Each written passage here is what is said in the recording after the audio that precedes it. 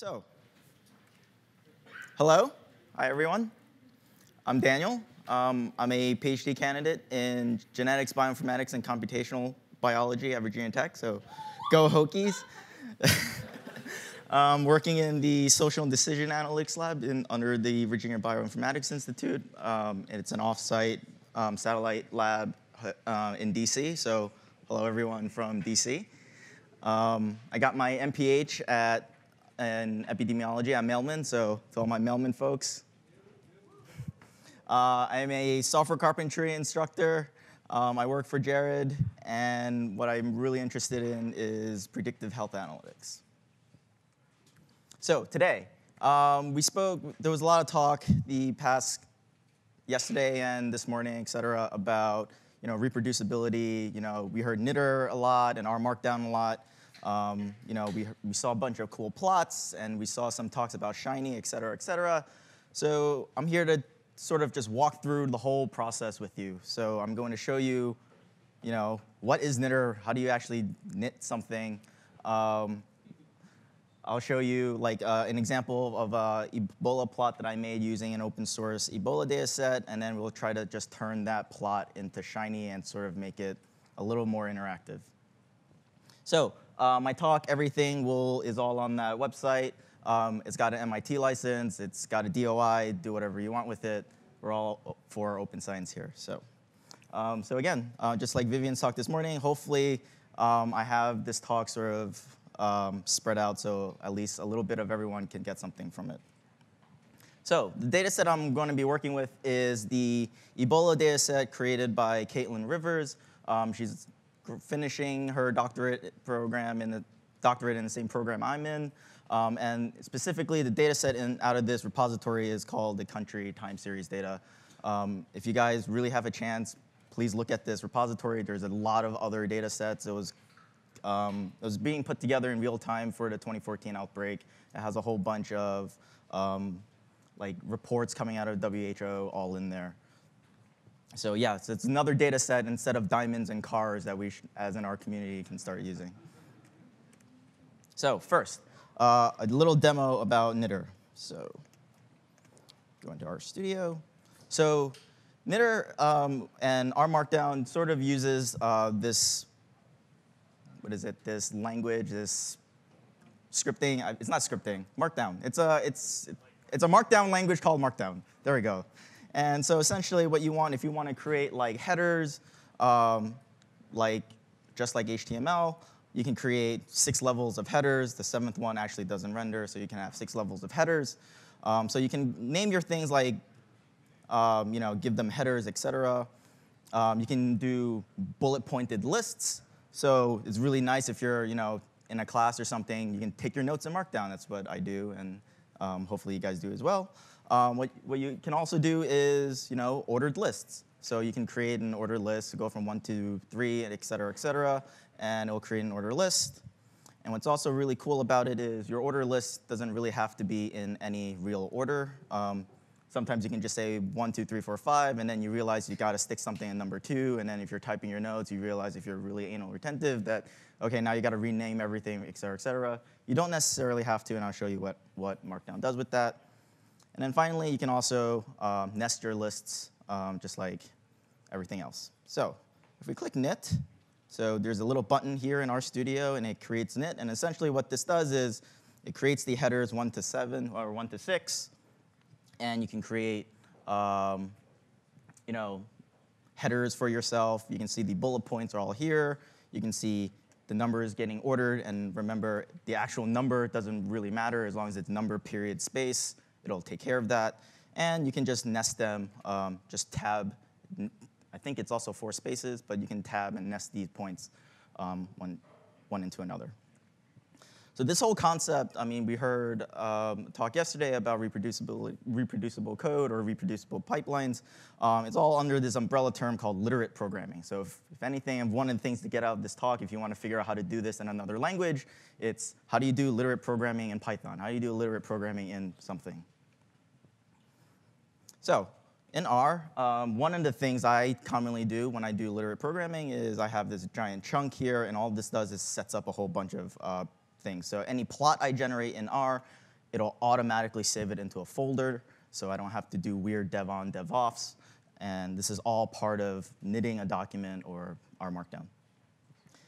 And if we go back, you can render regular R code. So you can have, this is running the summary command. This is running just a regular thing on the cars data set. Plots all just generate in this one document.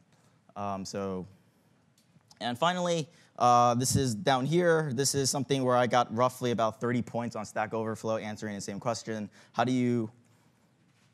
What does this button actually do? Because sometimes you're not always in a GUI. Sometimes you need to run this through a pipeline. How do you render this document, et cetera?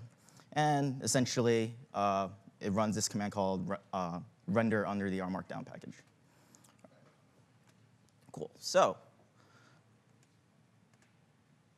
Ebola. So this is the Ebola data set.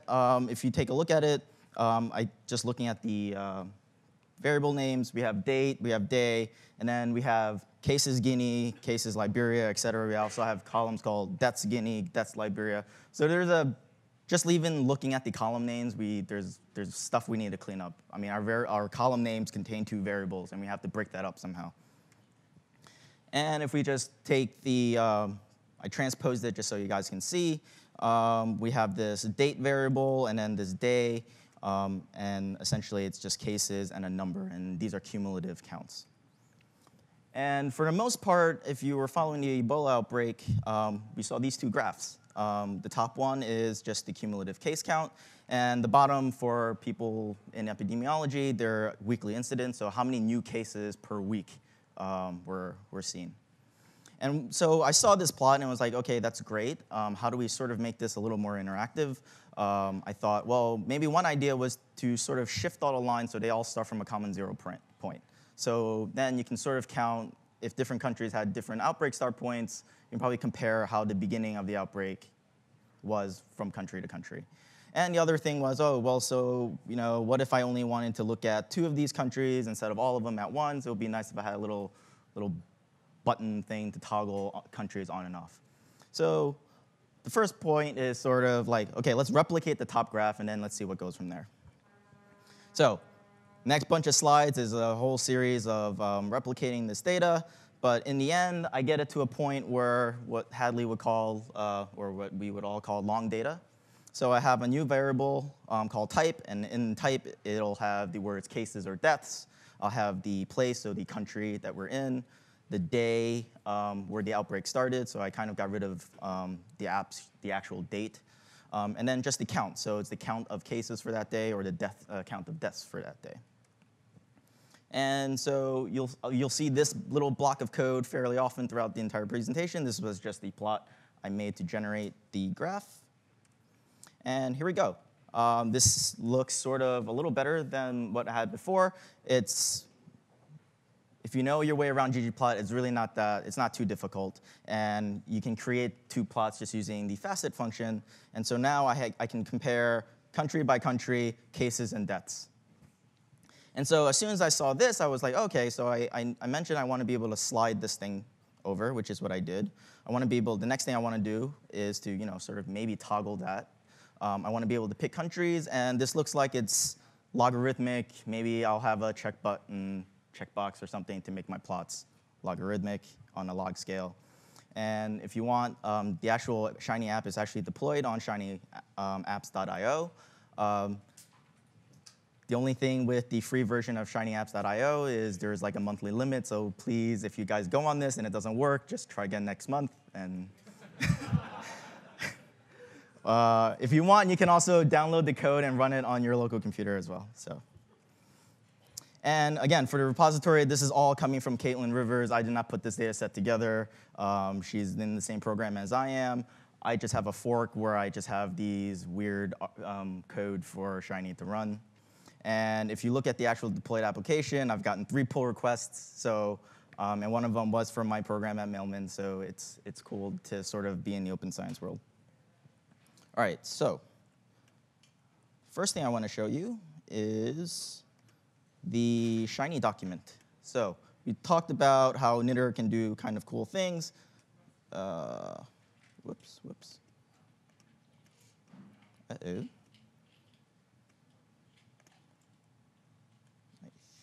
Is it this one? No, it is not that one.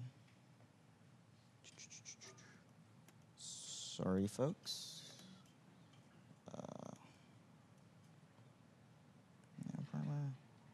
What is this one?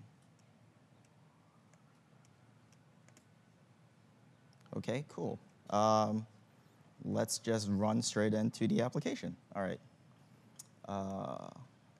So first, let's do a brief overview of what's in a Shiny application. So Shiny, what the guys at RStudio did was they turned regular HTML tags into functions in R. So if I say h2, it's really just spitting out boilerplate code for the h2 HTML tag. If I say p, it's really the p tag in HTML, et cetera, et cetera, et cetera. And so Shiny really comes with two files. There's a UI file, which documents or you get to see how your app is laid out. And then the server is the actual R code running in the background. So this is the analysis pipeline. This is what's going to create your graph, et cetera, et cetera. And so what you really need to run a Shiny app, you don't really need anything in the background to begin with. You can just start with just building your UI. So you can see I use a template called the fluid page, and I use a sidebar layout. So the sidebar layout essentially just has a plot on one side and a little control panel thing on the left. I have to say what I want in the control panel thing on the left and what I want on the panel on the right.